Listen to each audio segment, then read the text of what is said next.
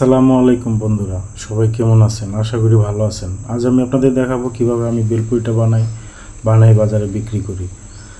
প্রতিদিন আমার 3 কেজি ময়দার বেলপুরি বানাতে হয়।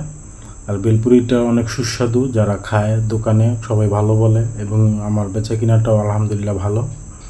তো প্রথমে আমি বেলপুরিটা বানানোর যেই প্রক্রিয়াটা, এটা ময়দাটাকে লবণ মিশিয়ে ভালো করে এটা সুন্দর করে মিশিয়ে তারপরে এটাকে আমি দিয়ে দেবো সয়াবিন তেল। 200 গ্রামের মতো সয়াবিন তেল এখানে দিতে হয়।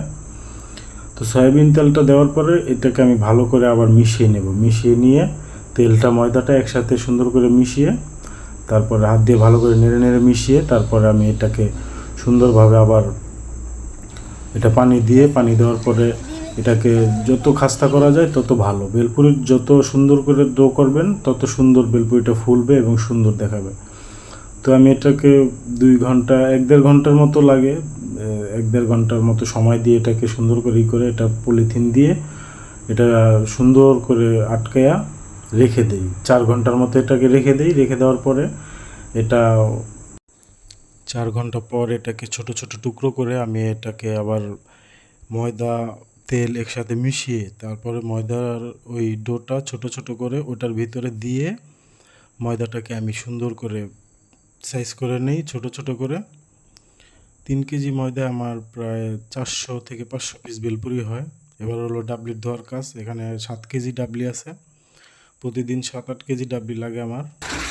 তো ডাবলিটা আমি ভালো করে তেল থেকে ধুয়ে নিতেছি। ডাবলিটা ধোয়ার পরে এটা চুলায় বসিয়ে দেবো। চুলায় বসানোর পরে তারপরে শুরু হবে আমার বেলপুরি বানানোর কাজ।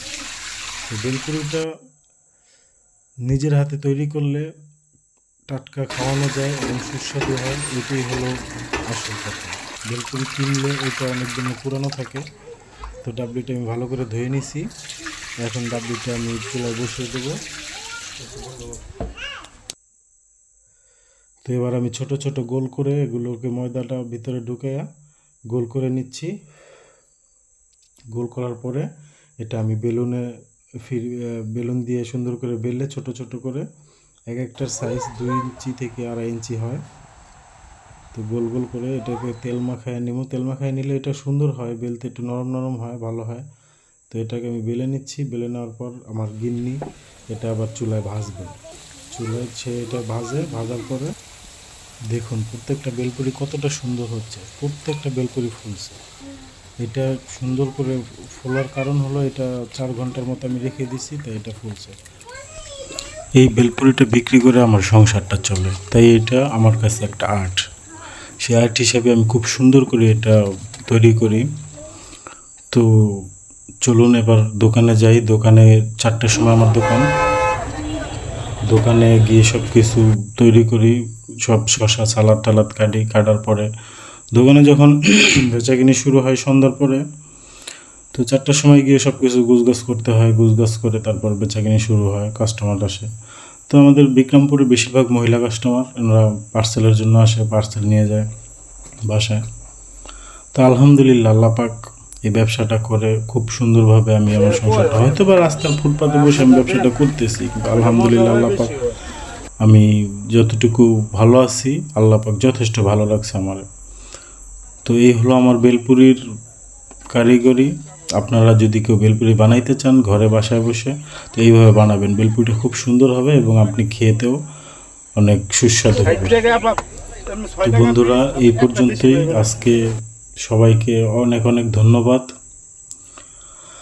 তো জীবনে কর্ম কোনোটাই ছোট নয়। কর্ম যেটাই করবেন সেইটাই আর্ট হিসাবে নিয়ে যদি আপনি এগিয়ে যান, তাহলে হয়তো বা সফলতা আল্লাহ আপনাকে দিতেও পারে। তো আমি বাসায় চলে আসব। বাসায় যাওয়ার সময় আমার বাচ্চাদের জন্য আইসক্রিম নিছি। আসার পরে ওদের অভিযোগ দিতেছে যে ওর কী যেন হয়েছে। আবার ছেলেটা রাগ করছে আইসক্রিম সাথে। রুই খাইব না জিগা, খাইলে দে, না খাইলে না দে। অর্ডার দিছি, ওই যে অর্ডার জিগা খাইব না। আর একবার হাত না হাতলে দে আমার ডামারে। আর একবার হাত যে একবার চিন্তা করতেছে নিব, আবার চিন্তা করতেছে নিব না, তাই শেষমেশ নিয়েই নিল।